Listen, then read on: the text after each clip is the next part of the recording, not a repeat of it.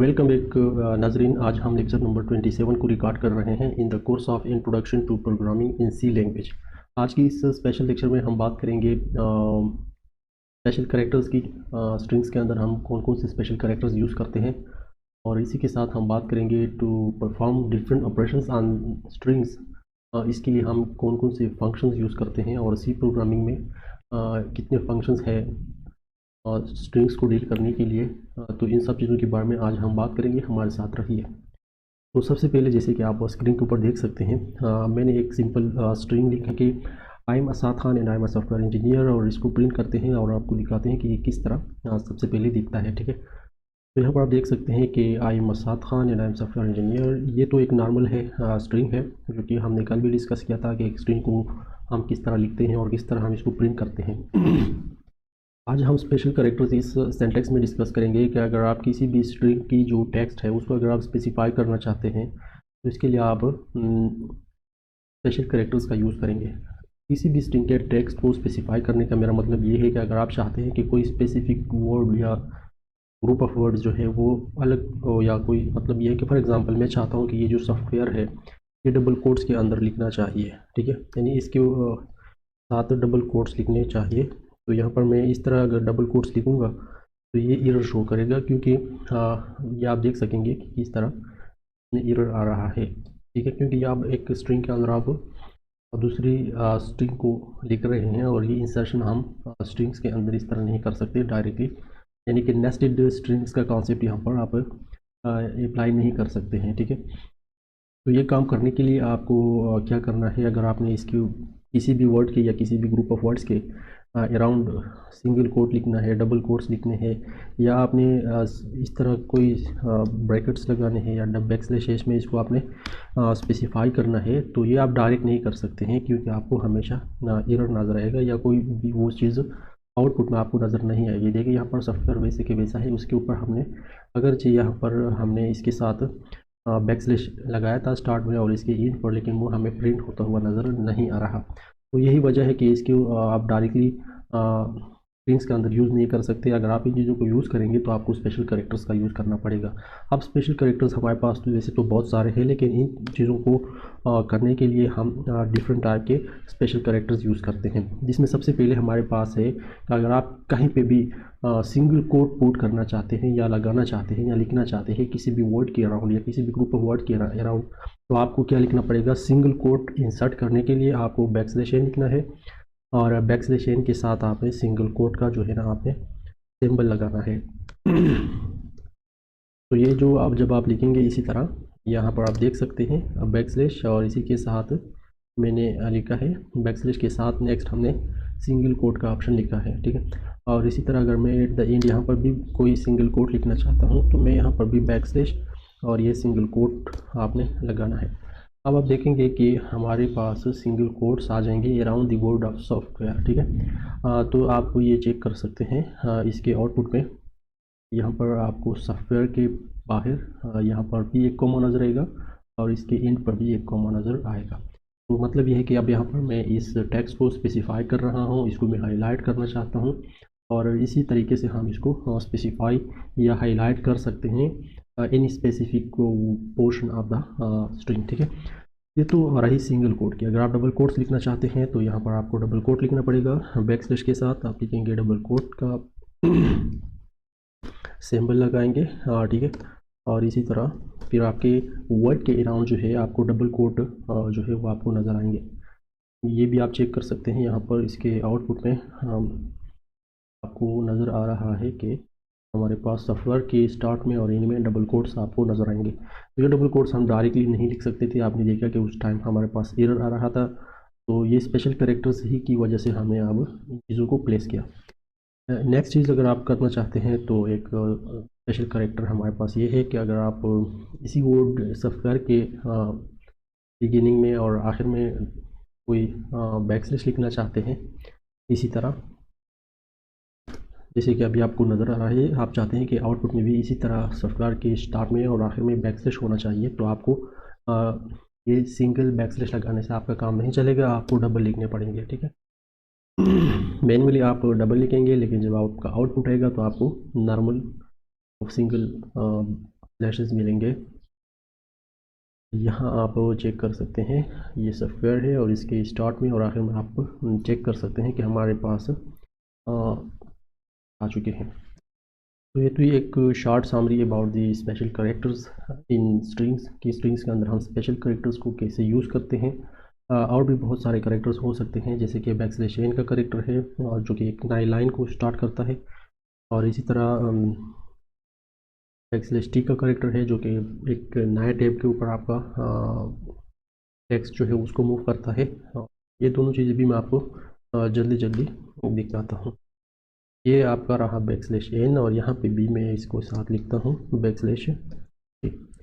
तो यहाँ पर जहाँ बैकस्लैश एन है इसके बाद जो भी टेक्स्ट है वो एक नेक्स्ट लाइन पे आ जाएगा, और जहाँ पे बैकस्लैश टी है यहाँ इसके बाद जो भी टेक्स्ट होगा वो थोड़ा मतलब ये है कि ज़्यादा स्पेस के ऊपर होगा।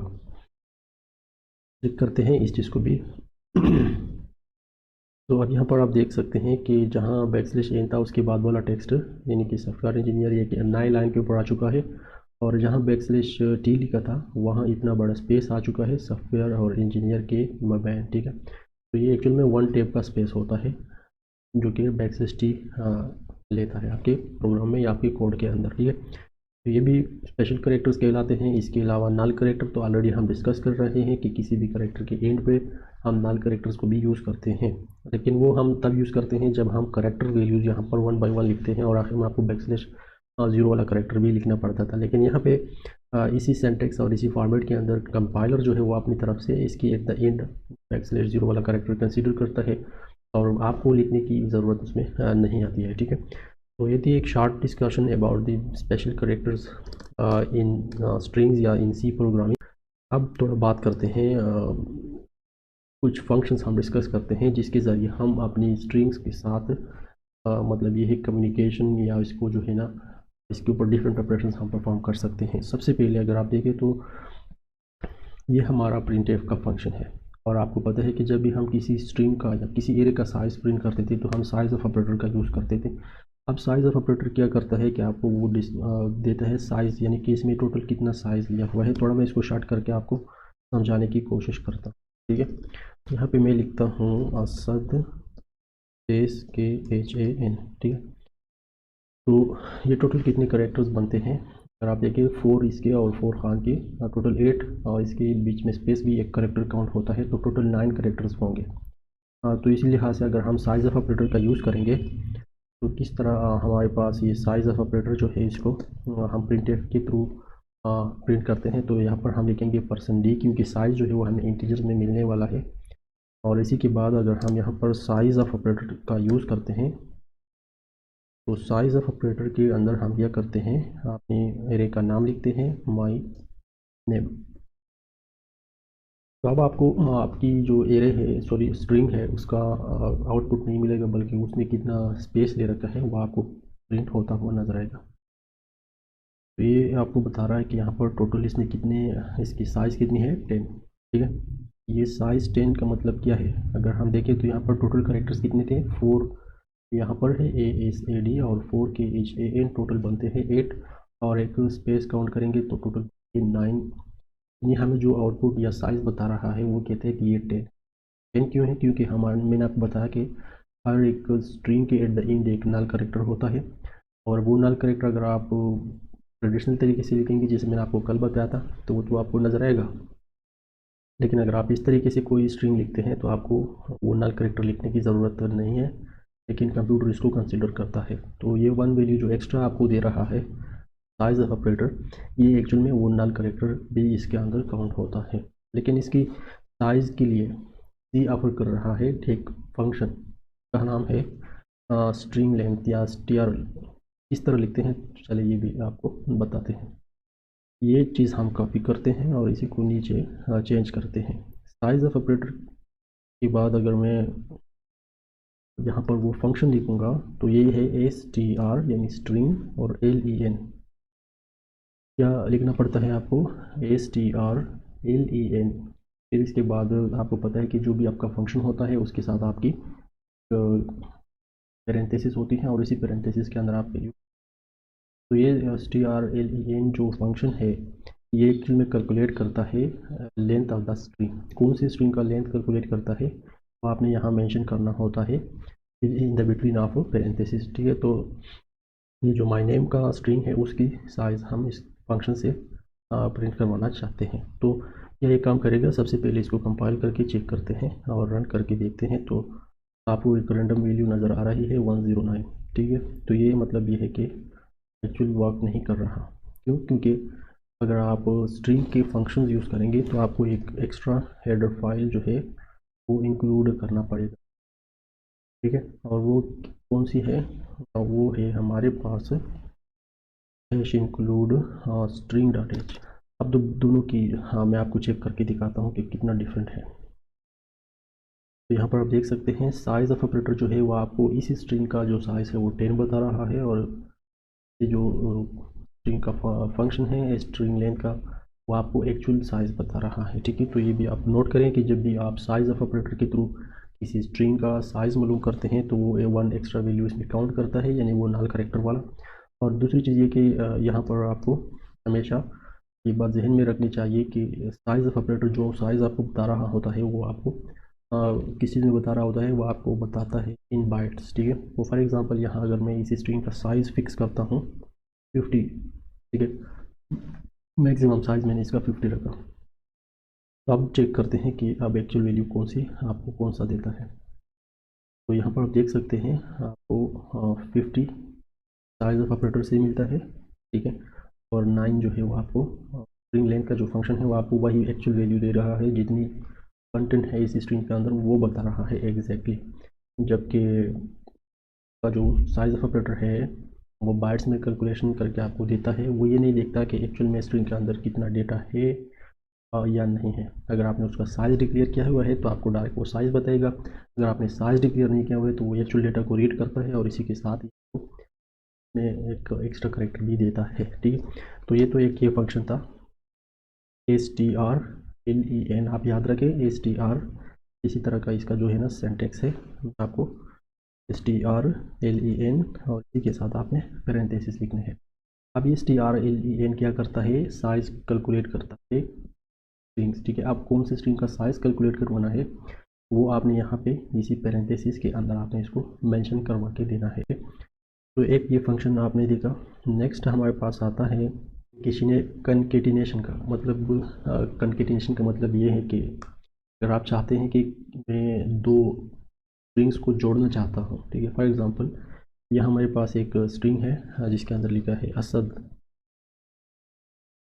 ये वाला, ठीक है। और एक दूसरा स्ट्रिंग है का नाम है माय नेम,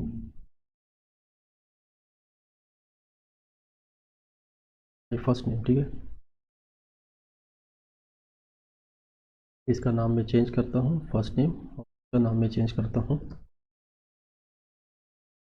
लास्ट नेम, ठीक है। माई फर्स्ट नेम और माई लास्ट नेम, ये दो डिफरेंट नेम हो गए। अब फर्स्ट नेम में असद है और लास्ट नेम में मैं लिखता हूँ AH, ठीक है। अब इन दो डिफरेंट स्ट्रिंग्स को मैं अगर एक स्ट्रिंग में लगाना चाहता हूँ, मतलब मैं चाहता हूँ कि ये वाली स्ट्रिंग जो है इसी के साथ ये वाला भी जुड़ता जाए, ठीक है। तो मैं क्या करूँगा?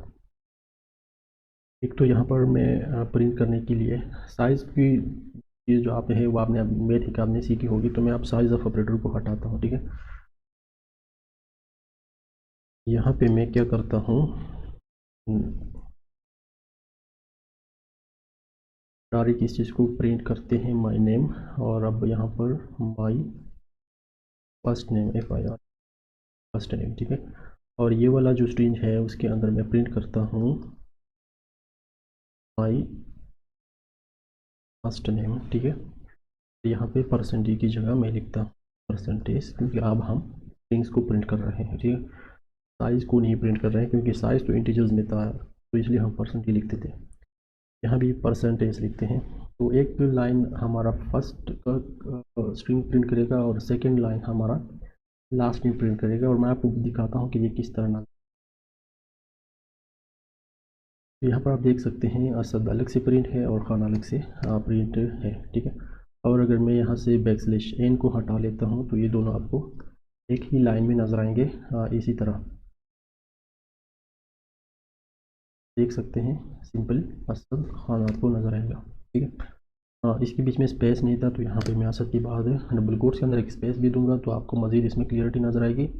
और आपको ये आप देख सकते हैं कि असद स्पेस और इसके बाद खान। लेकिन ये जो आउटपुट आपको नज़र आ रहा है, ये दो प्रिंट फंक्शंस का आउटपुट है, ठीक है। तो मैं अगर चाहूँ कि ये दोनों आउटपुट मुझे एक सिंगल प्रिंट से मिले, तो इसके लिए मुझे फॉर एग्ज़ाम्पल ये वाला चीज़ हटाना पड़ेगा। मैं इसको कमेंट आउट करता हूँ। और ये एक ही जो फर्स्ट नेम को प्रिंट करता है, ये मैं अगर चाहूँ कि मेरा ये फर्स्ट नेम के जो प्रिंट कर रहा है, ये ही सेकंड को भी प्रिंट करे, यानी लास्ट नेम को भी प्रिंट करे, तो ये मैं कैसे करूँगा? इसका मतलब ये है कि मुझे फर्स्ट नेम के साथ लास्ट नेम को जोड़ना होगा, यानी उसको कैनकेटिनेट करना पड़ेगा। अब ये कैनकेटिनेशन किस तरह होगी, इसके लिए सिंटेक्स क्या है और आपको कौन सा फंक्शन यूज़ करना है। तो इसके लिए जो फंक्शंस हम यूज़ करते हैं, strcat लिख के आपने जिसके साथ जुड़ना है वो वाला स्ट्रिंग लिखना है सबसे पहले। जो स्ट्रिंग आप इसके साथ जुड़वाना चाहते हैं वो आपने सेकंड में लिखना है, ठीक। तो मैं फर्स्ट नेम वाले के साथ लास्ट नेम वाला जुड़वाना चाहता हूँ, तो इसी तरह आपने लिखना है। गौर से इस चीज़ को देखिए, अगर आप इस आर्डर को अल्टर करेंगे तो आपको अपनी टारगेट वाला रिज़ल्ट नहीं मिलेगा, ठीक है। तो हम इसको चेक करते हैं कि क्या अब यहाँ जब हम यहाँ पर फर्स्ट नेम वाला स्ट्रिंग प्रिंट करते हैं तो खुद ब खुद इसके साथ लास्ट नेम वाला स्ट्रिंग आता है या नहीं आता है।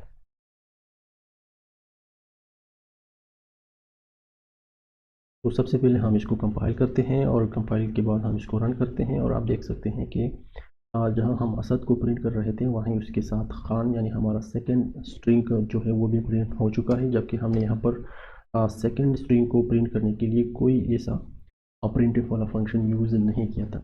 एक ही सिंगल प्रिंटफ के साथ हमने दोनों को प्रिंट कर लिया है, तो इस अमल को कहते हैं कैनकेटिनेशन, ठीक है। तो कैनकेटिनेशन आपने सी प्रोग्रामिंग के अंदर किस फंक्शन के थ्रू करना है, स्टारकेट किया, ठीक है, strcat, और पेरेंथेसिस के अंदर आपने जिसके साथ आप किसी दूसरे स्ट्रिंग को जोड़ना चाहते हैं वो आपने पहले लिखना है, और जो स्ट्रिंग आप जुड़वाना चाहते हैं वो आपने सेकेंड ऑप्शन पे रखना है, ठीक है। तो ये फंक्शन भी आपने देखा कि हम दो स्ट्रिंग्स को कैनकेटिनेट कैसे करते हैं। अब आते हैं एक नेक्स्ट लेवल पे, और हम ये भी मैं आपको बताता चलूँ कि फॉर एग्ज़ाम्पल अगर इसी स्ट्रिंग का साइज़ हमारे पास 5 है और ये जो नेक्स्ट स्ट्रिंग है इसका साइज़ भी 5 है, तो अब कंकेटिनेशन होगी या नहीं होगी। अब आप देख सकते हैं कि असद के साथ ही ये आ चुका है, क्या आ चुका है, ये मतलब एरर टाइप का कोई गार्बेज वैल्यू भी इसके साथ आ रहा है। तो ये इसी वजह से आ रहा है क्योंकि इसके साइज़ मैच नहीं कर रहा है, ठीक है। तो साइज़ मैच करने के लिए भी आपको ये चीज़ ध्यान में रखना है कि अगर मैं फॉर एग्ज़ाम्पल इसी स्ट्रिंग के साथ ये सेकेंड स्ट्रिंग ऐड करना चाहता हूँ, तो इसी स्ट्रिंग का साइज़ अगर फॉर एग्ज़ाम्पल जो इसी वाले का, ठीक है, 5 है और इसका भी अपना 5 है, तो ये एक्चुअल में कंकेटिनेट नहीं होंगे अच्छी तरह से, ठीक है।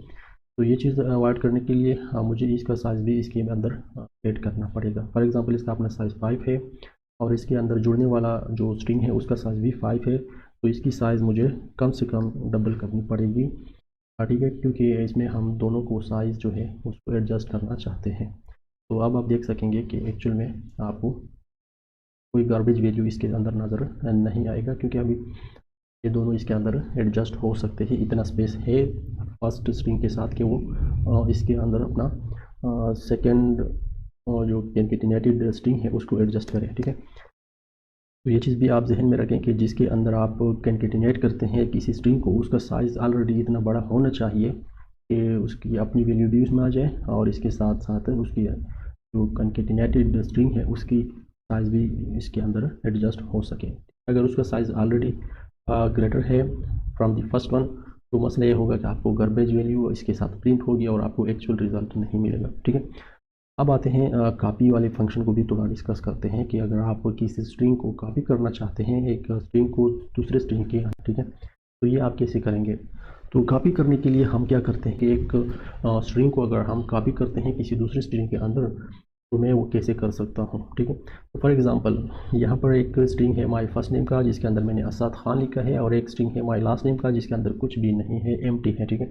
और ये एम्प्टी स्ट्रिंग अगर मैं यहाँ पे प्रिंट करता हूँ तो क्या होगा, आप चेक करें पहले, बाद में हम इसको डिस्कस करते हैं। ये हो गया जी माई लास्ट नेम, हम इसको प्रिंट करते हैं, ठीक है।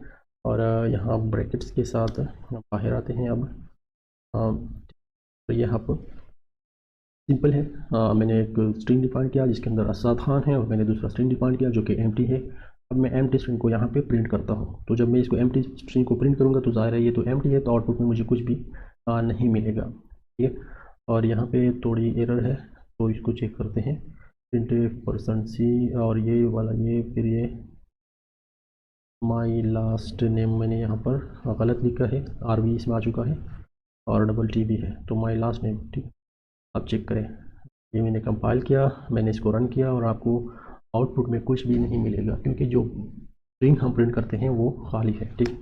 अब मैं इसी स्ट्रिंग के अंदर कुछ लिखे बगैर मैं अगर चाहूँ कि नहीं मुझे ये प्रिंट करना है और इसके अंदर मुझे कोई मैसेज भी कॉपी करना है, तो कॉपी करने का ऑप्शन, ये वाला मैसेज अगर मैं कॉपी करना चाहूँ असद खान फॉर एग्जांपल, मैं चाहता हूँ कि ये मुझे लास्ट नेम वाले स्ट्रिंग के अंदर प्रिंट होना चाहिए, तो मैं कैसे करूँगा? तो इसके लिए मैं ये ऊपर वाला कॉपी करूँगा और लास्ट वाले में पेस्ट करूँगा। तो इसका फंक्शन क्या है, str, ठीक है, str के बाद cpy, ठीक है, str cpy आपने लिखना है इसी तरह। फिर इसके बाद आपने पेरेंथेसिस लिखने हैं और पेरेंथेसिस के बाद आपने यहाँ पे ऑर्डर को देखना है।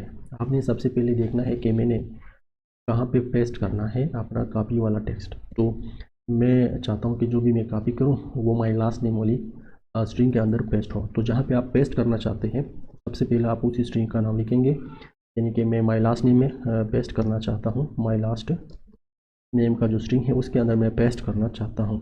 क्या मैं पेस्ट करना चाहता हूँ? मैं चाहता हूँ कि वो चीज़ पेस्ट होगा जो कि माई फर्स्ट नेम वाले स्ट्रिंग के अंदर है। तो यहाँ पे मैं लिखूँगा माई फर्स्ट NAME। तो यहाँ पे आप इस सिंटेक्स को आप देखें कि जहाँ जो चीज़ आपने कॉपी करनी है वो आपने सेकंड ऑप्शन पे रखना है और जहाँ पे पेस्ट करना है वो स्ट्रिंग आपने फर्स्ट ऑप्शन पे रखना है। तो इसी लाइन की मदद से अब होगा ये कि first string my first name का जो स्ट्रिंग है उसके अंदर जो टेक्स्ट है वो कॉपी होगा और यहाँ पे माई लास्ट नेम का जो स्ट्रिंग है वो इसके अंदर यहाँ पे पेस्ट कर देगा। अब मैं अगर यहाँ पे आप देख सकते हैं बज़ाहिर माई लास्ट नेम का स्ट्रिंग एम्प्टी है, लेकिन अब मैं जब इसको प्रिंट करूँगा यहाँ तो आपको इसकी आउटपुट नज़र आएगी। तो सबसे पहले मैंने इसको कंपाइल किया और कंपाइल करके आप देख सकते हैं कि यहाँ पे अगेन एरर आ चुका है। और एरर किस चीज़ का है थोड़ा इसको देखते, इसको पहले लिखा है डिक्लेयर हमने बाद में किया और यूज़ हमने पहले किया, तो ये एरर इसलिए है, ठीक है। तो ये इसको ऊपर लेके जाते हैं ताकि इन दोनों की डिक्लेरेशन पहले होनी चाहिए, क्योंकि सी प्रोग्रामिंग के अंदर आप ये बात याद रखें कि जो भी वेरिएबल या कोई भी एरे कैरेक्टर आप यूज़ करते हैं before using it should be declare, ठीक है। तो इसी लाइन में सबसे पहले हम इसको यूज़ करते थे, लेकिन ये नीचे थी ये लाइन तो डिक्लेयर बाद में हुआ है यहाँ पर, ठीक है। तो इसको हम ऊपर करके अब दोबारा चेक करते हैं। तो अभी आपको अगेन इसमें एक एरर आ रहा है और ये फंक्शन हमने गलत लिखा है, हमने CTR लिखा है, ये एक्चुअल में STR है, ठीक है। तो STR CPY, ठीक है। इसके बाद आप दोबारा चेक करते हैं और इस टाइम आप देख सकते हैं कि हमारा जो आउटपुट है वो आपको वाज़ेह नज़र आ रहा है, असद खान, ठीक है। तो ये किस लाइन का आउटपुट है ये आप यहाँ पे क्लियर देख सकते हैं, ये इसी लाइन का आउटपुट है और इसमें हम किस चीज़ को प्रिंट कर रहे हैं, माई लास्ट नेम का जो स्ट्रिंग है यहाँ पर हमने उसको प्रिंट किया हुआ है। अब माई लास्ट नेम का स्ट्रिंग आपको बज़ाहिर यहाँ पे एम्प्टी है, लेकिन इसके अंदर हमने कॉपी किया हुआ है इसी लाइन के अंदर। तो ये इसी तरह एक स्ट्रिंग को उठा के दूसरे के अंदर पेस्ट करना कैसे करते हैं आपने यहाँ पे देखा। अब आते हैं थोड़ा एक नए चीज़ को, एक नए फंक्शन को भी हम देख लेते हैं। ये वाली फंक्शन आपने देखी कि किस तरह हम एक स्ट्रिंग को कॉपी करते हैं और दूसरे स्ट्रिंग के अंदर हम पेस्ट करते हैं। तो मैं इस चीज़ को कमेंट आउट करके नीचे लेके आता हूँ, तो ये भी आपने अभी देखा, ठीक है। अब आते हैं कंपैरिजन ऑफ स्ट्रिंग्स हम कैसे करेंगे, तो इसके लिए हम कौन सा फंक्शन यूज़ करते हैं इसको देखते हैं, ठीक है। अब ये 3 स्ट्रिंग मैंने डिफाइन किए जिसके अंदर 2 के अंदर डेटा सेम है और 1 के अंदर डेटा डिफरेंट है। अब मैं इन स्ट्रिंग्स को कंपेयर करना चाहता हूँ कि फॉर एग्जांपल मैं चेक करता हूँ कि क्या स्ट्रिंग 1 और स्ट्रिंग 2 के अंदर जो डेटा है वो सिमिलर है या नहीं है। अगर वो सिमिलर होगा, सेम होगा, तो मुझे क्या मिलेगा आउटपुट में, यानी कि आउटपुट में मुझे मिलेगा 0 का मतलब होगा ट्रू, यानी कि बिल्कुल ये सिमिलर है। और जहाँ जहाँ पे इसकी जो आउटपुट है, यानी कि अगर 2 स्ट्रिंग्स अनइक्वल है, मैच नहीं कर रहे हैं, तो मुझे नॉन ज़ीरो वैल्यू मिलेगी, ठीक है। तो ये चेक करते हैं और ये किस तरह करते हैं। सबसे पहले इसको देखते हैं। ये प्रिंट एफ का जो हमारा फंक्शन है इसी को यूज़ करेंगे और यहाँ पर मैं प्रिंट करूँगा %d में लिखूँगा, क्योंकि यहाँ पे मुझे अगर कंप्यूटर बताएगा कि yes this two strings are equal या this two strings are not equal, तो मुझे इस तरह नहीं बताएगा कि मुझे एक इंग्लिश में एक सिंटैक्स देगा, ठीक है। वो मुझे 1 और 0 की लैंग्वेज में बताएगा। अगर वो एक्चुअल में ट्रू है तो मुझे 0 आउटपुट देगा, अगर वो एक्चुअल में इक्वल नहीं है, सिमिलर नहीं है, तो वो मुझे नॉन ज़ीरो वैल्यू देगा, ठीक है। तो या 0 या नॉन ज़ीरो ये दोनों इंटीजर आउटपुट होते हैं, तो इसलिए हम यहाँ पे %d का यूज़ करते हैं।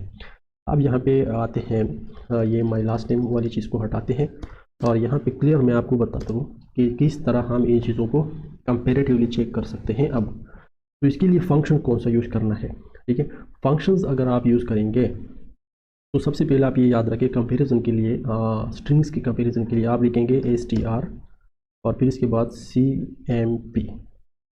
ये cmp एक्चुअल में कंपैरिजन का शॉर्ट फॉर्मेट ये यूज़ करते हैं, लेकिन आपको बस ये याद रखना पड़ेगा कि जब भी आप दो स्ट्रिंग्स को कंपेयर करेंगे तो आपको लिखना पड़ेगा strcmp, ये नेम ऑफ द फंक्शन है। और जब ये फंक्शन है तो जाहिर है हर एक फंक्शन के साथ आपको अपनी तरफ से भी अगर कहीं पे आपको पैरेंथेसिस नज़र नहीं आते तो आप लगा लीजिए, क्योंकि ये फंक्शन की पहचान होती है और यहाँ से फंक्शन आप आइडेंटिफाई करते हैं कि एक्चुअल में ये फंक्शन है। तो आपने कंपैरिजन के लिए कौन सा फंक्शन लिखना है, strcmp, और इसके अंदर आप जो चीज़ें कंपेयर करना चाहते हैं उसके नेम आप मेंशन कर दें, सिंपल।